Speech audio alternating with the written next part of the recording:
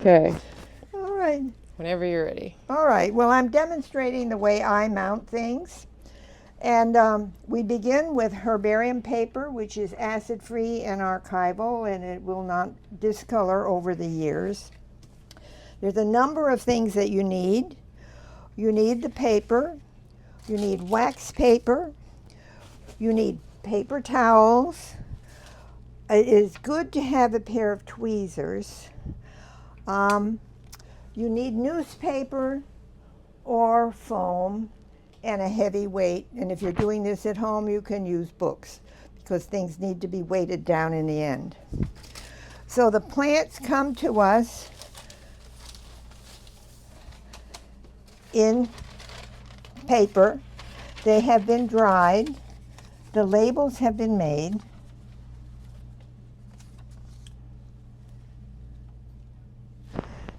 The labels go on the sheet, always in the lower right-hand corner.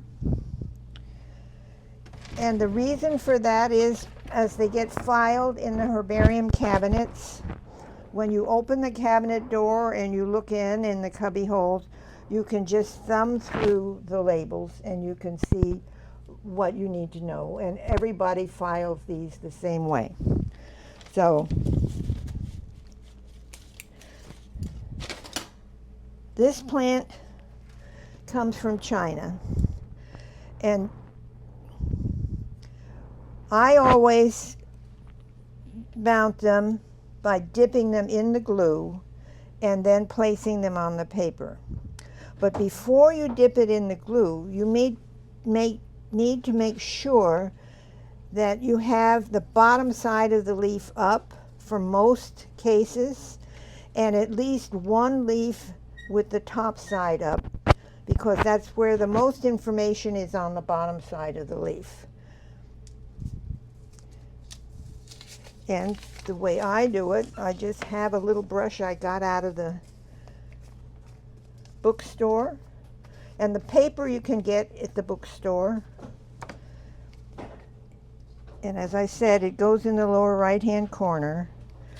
And you don't want to have wrinkles in the label because it's unsightly after 100 years. So you press it down and get all the air bubbles out. This is called an annotation label. It means that somebody has looked at the main label and either found it lacking or found it to be correct. And in that case, in either case, it gets glued on as part of the history of the plant.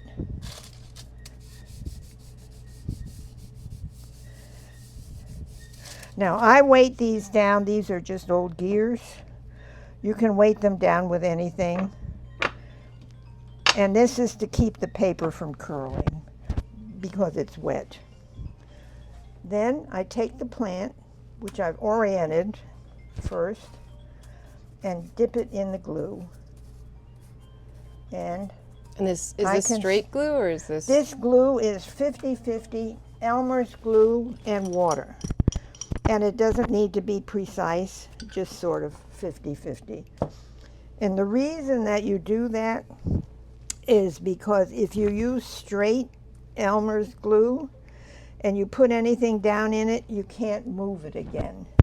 So this way, with it being 50-50, if you make a mistake or you don't like the way it looks, you can pick it up and move it. And I always tamp down, so make sure the leaves get into the glue. And you always set your plant up ahead of time so that you don't have any catastrophes with glue dripping all over everything. Now, the paper towel is both to make the leaves flat on and to absorb any extra glue that oozes out from the sides. Because when the glue dries, it's shiny and it detracts from the attractiveness of your mount. This is a damage packet. It gets added to each mount so that in the future, if somebody comes across this and the leaf is broken off or a seed has come off like that, you can put it any place. You can see I'm already making a mess. You can put it any place, and you open it up, see, and I will put that seed in there, and someday maybe somebody will want to use that.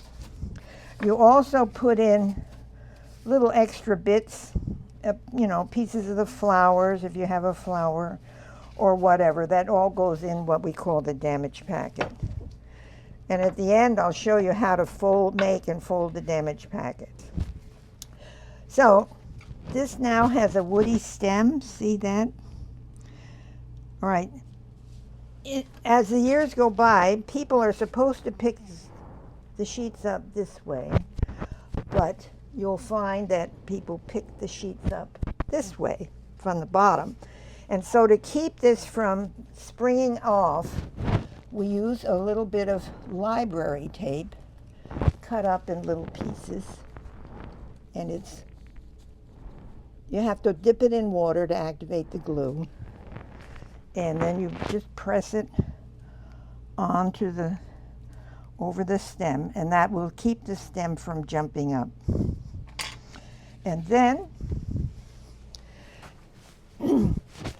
the plant mount needs to be pressed dry for at least 24 hours. And here's where more of the wax paper comes in. This is to keep the glue from sticking now from the plastic. If you don't have any plastic or anything like that, you use newspapers, just lots of newspapers. And then a weight goes on, and like I say, 24 hours. And the weight can be any number of books. So, whoops. All right, then.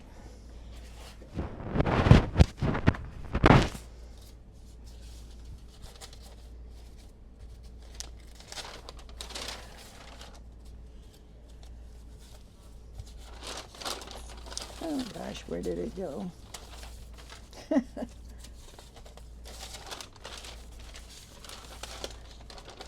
All right. You may find that you've collected something big and fuzzy like this. It might be a cattail or a reed or something. All right. And those are sometimes tricky to keep beautiful in the herbarium. So I will proceed. It gets the label. And some people like to dip the label in, you know, glue. I personally rather paint it on. It goes faster for me.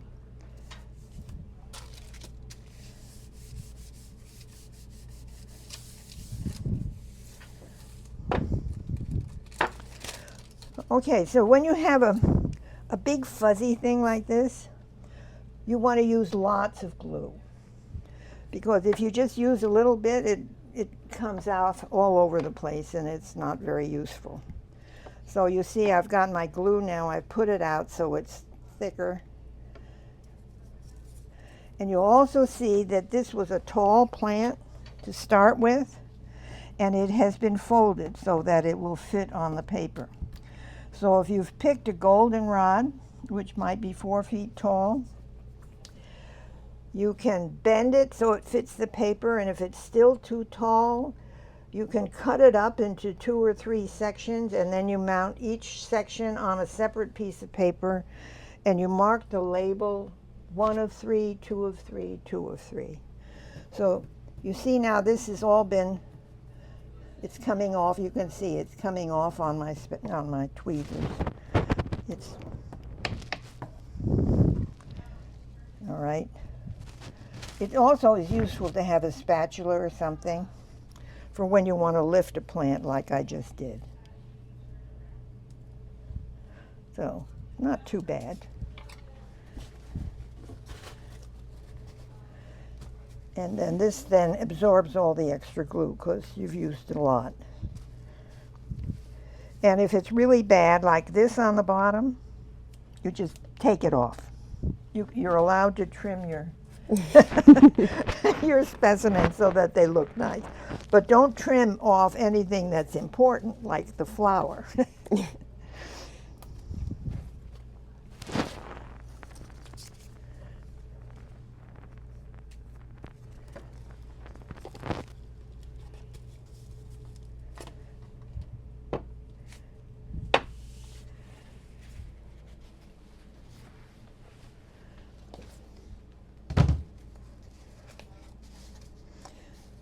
And you can do a little last minute arranging once you're at this point.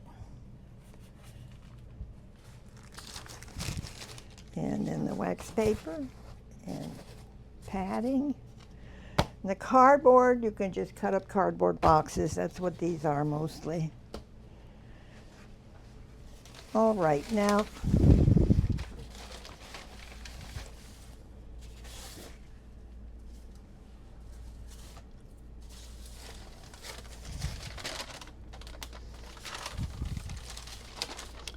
okay.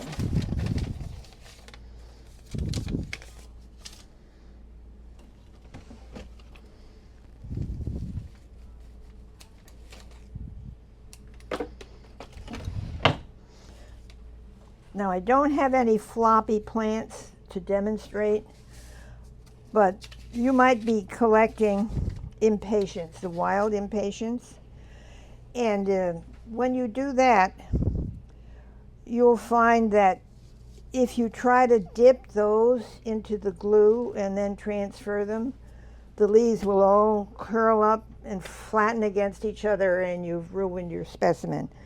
And so what you do in that case, I'll demonstrate here, is and I mean this is not one of those, but you paint the glue onto the paper underneath your plant. So you get the label.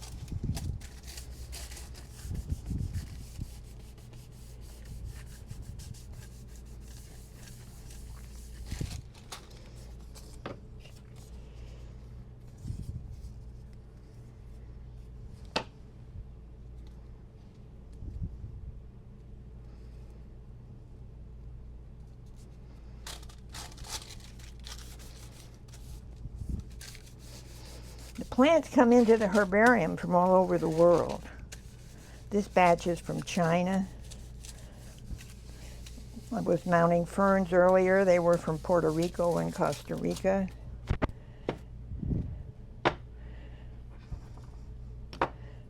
Okay. How long have you been mounting ferns here at the Pringle? You should ask. 26 years.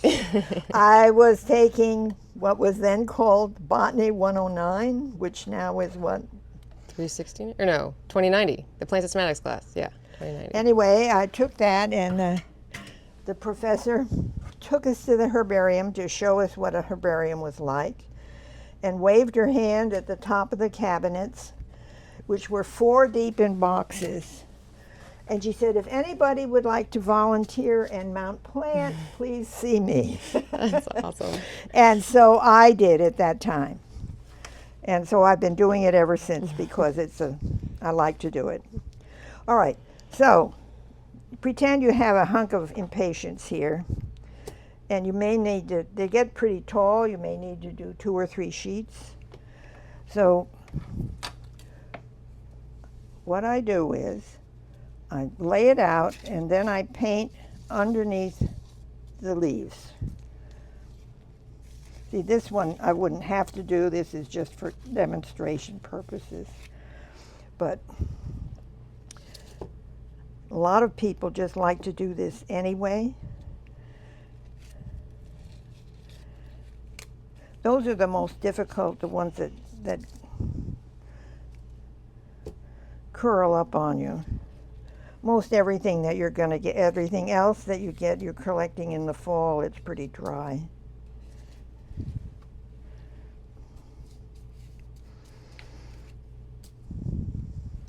Okay, so you've got it. Then you need a lot of paper towels because you've painted the paper and it's not exactly where the leaves were. So you press it down and just get rid of all the extra glue. Now, if your impatience was flowering, you see here I've got one leaf up and the other, I mean, this was the bottom leaf, it's up, and the top leaves are up. And everything's okay as long as you've got a sample of everything for the botanist to look at. And there I'm putting down the damage packet.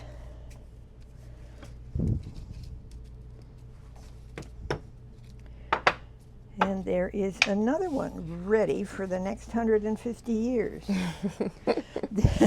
The oldest plant I've ever mounted here was from 1836. Wow. Yes. That's not the oldest one we have in the herbarium. What is the oldest one we have? Pardon? What is the oldest one we have? I don't really know, but it's in the 1800s. In the 1800s. We don't have any 1700s, I don't think. So I don't have any really nice flowers to demonstrate. Oh, here's a beautiful fern. Well, you're not collecting ferns, right? Oh, they can collect ferns. They can yeah. collect ferns? Okay. All right. They should collect ferns. So you'll see that this has been folded twice, once up here and once down here. And it's sometimes difficult to get them on a sheet. It's all right to trim some of the leaves, but you'll see that on a fern it's particularly important that the spores and get up on top so that they can be analyzed. And the other important thing is the hairs and the scales near the root. Frequently they ask for a part of the root system and the corms and everything, and those are more difficult. There, I don't have one to demonstrate right now, but if you get something thick, a thick root, you can cut the bottom half off, and then it will go flatter onto the sheet. And the same is true with any other fruits. I don't know if they're collecting apples and things, but you slice them, you know, 2 or 3 times, and then you mount them separately on the sheet. I can't demonstrate because I don't have I don't have one. And what would you do for a cone if it was like a gymnosperm? What I do is I get out my needle and thread. What? And then I, run the thread through, through the spaces in between the scales, and then you just sew it on, probably in at least 2 places. If you glue it, it won't stay. So, and almost nobody has equipment to cut them in half. Right. So, it's just one of those things. How often, or if ever, are you putting parts into separate boxes, separate from the sheet? I try not to. If it's a big fruit, they're in a separate category, and they're in boxes.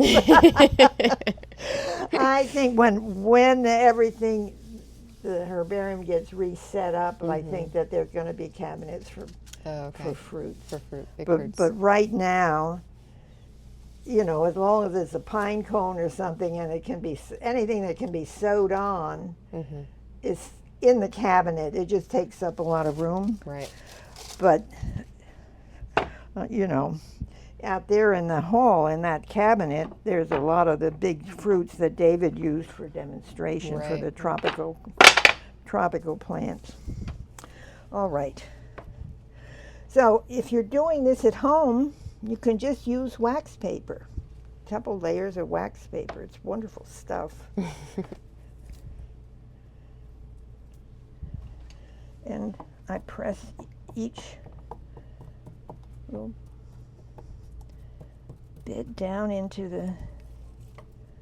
the glue. when I'm working for the herbarium, I think, well, you know, it has, if I'm lucky and nothing terrible happens, it'll be here for more than 100 years. And, At least. yes, if things go well. I thought that when I first started mounting, I thought, oh, well, everything's going to be fine. And then we had the fire in Torrey Hall. I thought, uh-oh, catastrophes happen. Yeah, all that work down the drain would have been devastating. We were lucky. Yeah. We were lucky that we didn't lose everything.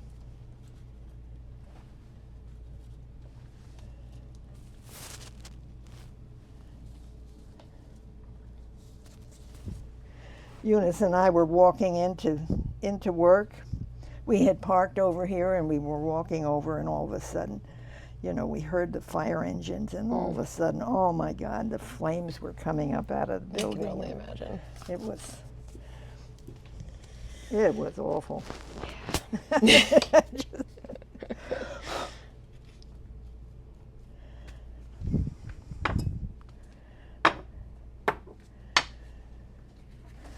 There, so, right. but you see, I've pressed down on the stem so it doesn't want to do anything. There it goes. So it won't pop up during handling.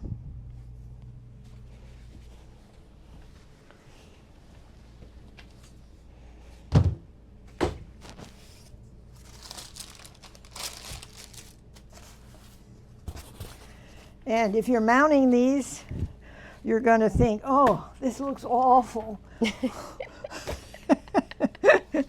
But after they've been pressed for 24 hours, they look much better. Definitely. And so don't be discouraged. Awesome. Well, can you show us the damage packet folding, and then I think we can wrap it up. Okay. So, and then, well, you can just take some for a template. Yeah. All right, the damage packet, you'll see one side is a little higher than the other, and that always has to be on the right. And you fold it up so the bottom of the sheet is at the higher point. Then you fold this part in, and then this side, and then this side. And the reason for all of this fancy folding, you tuck it in, and the reason for it is once it's glued down on the paper, you can just put your finger under here and you can get it open to put something in it. Whereas if you just take a square, it's a lot harder. Mm-hmm. So I'll fold a couple, well, you can take a few. Great. Well, thank you so much, Hilda, for this demonstration. Well, I hope it helps. And if you get a real problem, send them in and I'll That's awesome. I can help. It's hard when I don't have any plants, Mm-hmm. but really it's mostly folding them, gluing them down tight. Yeah, kind of fun. Yeah, well, I like to do. It's my art outlet. Yeah, definitely. My daughter makes quilts. I mount plants. But really, you know,